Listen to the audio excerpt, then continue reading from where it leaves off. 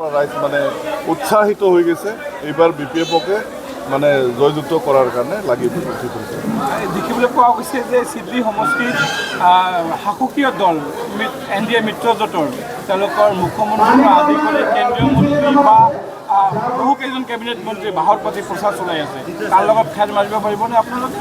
কিয় নোৱাৰে? ৰাইজ আমাৰ লগত আছে আৰু কিহৰ ভয়? যিমানেই নাহক কিয় লাগে দিল্লীৰ পৰা আৰু মাতত নাই, একো অসুবিধা নাই আমাৰ।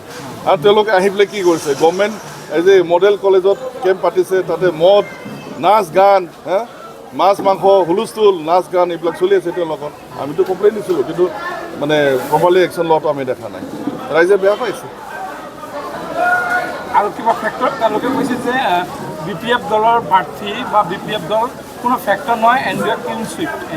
চব পাৰ্টীয়ে সেইটো কথা কয়, কিন্তু আমি কোৱা নাই, আজিলৈকে আমি কোৱা নাই, মোৰ মুখৰ পৰা অন্তত ওলোৱা নাই অমুক পাৰ্টি তমুক পাৰ্টি ফেক্টৰ নহয় বুলি।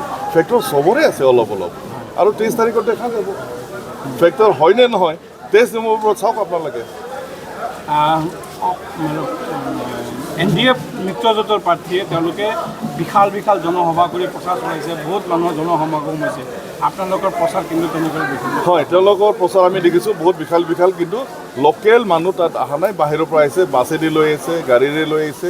খালি মানে হোমবাইক এইটো দেখাইছে তেওঁলোকে, ৰাইজ কিন্তু লোকেল ৰাইজ নাই। যেনেকৈ বেংটলত কৰিছে তেওঁলোকে সেইদিনাখন, বেংটলৰ লোকেল প্ৰপাৰ বেংটলৰ মানুহ বহুত কম আছিলে। আমি কি কৰিছোঁ? আমি মানে গলিয়ে গলিয়ে আমি ঘৰে ঘৰে সোমাইছোঁ।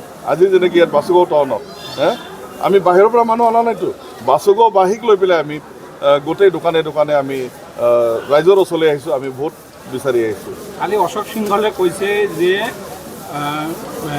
BPF দলে খালি অকল উপনিৰ্বাচন নহয়, BTCটো কেতিয়াও দখল কৰিব নোৱাৰে, কাৰণ প্ৰমোদ বড়োৰ মূৰৰ ওপৰত প্ৰধানমন্ত্ৰী, গৃহমন্ত্ৰী, মুখ্যমন্ত্ৰী আৰু বিজেপিৰ আশীৰ্বাদ আছে আৰু থাকিব। তেনে ক্ষেত্ৰত আপোনালোকে কেতিয়াও BPF বা হাগ্ৰামা মহিলাৰ BTCৰ শাসনত আহিব নোৱাৰে। তেওঁলোকে ক'ব লাগে, ক'ব নোৱাৰোঁ কি কৈ থাকে, এইটো কোনো ফেক্টৰ নহয়। কিয় BTC দেখোন যোৱাবাৰে আমাৰ হাততে আছিলে, আমি কি 17টা পোৱা নাই? Single largest majority. কিন্তু তেওঁলোকে মানে চলে চক্ৰাটোৱে আমাক মানে সংবিধানৰ পৰা আমাক বঞ্চিত কৰিছে। আমাৰ মাথা নাই, নহ'লে 4টাহে লাগিছিলে আমাক। আমিতো চৰকাৰ গঠন কৰিলোঁ না যোৱাবাৰ, এইবাৰ আৰু বেছি পাম। তেওঁলোকে ক'লে নহ'ব, যধে মধে কথা ক'লে নহ'ব। ৰাইজ আছে আমাৰ লগত। এইবাৰ উপ নিৰ্বাচনতো আমি জিকিম, 25তো আমি BTC চৰকাৰ গঠন কৰিম, হাগ্ৰামা মহিলাৰ ইচ্ছাৰ আকৌ চিফ হ'ব। মজবুতভাৱে আমি গৈ আছোঁ।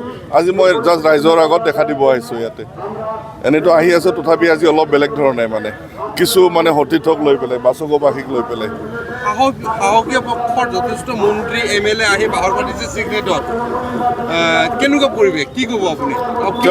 তেওঁলোকে কৰি আছে, বহুত প্ৰেছাৰ দিছে, তেওঁলোকে বহুত চেষ্টা কৰি আছে। নিশ্চয় ভয়টো সোমাই গৈছে তেওঁলোকৰ, মানে BPFৰ এইবাৰ মানে ষ্টেটাছটো বহুত ওপৰত, বহুত শক্তিশালী ৰূপত আমি থিয় দিছোঁ।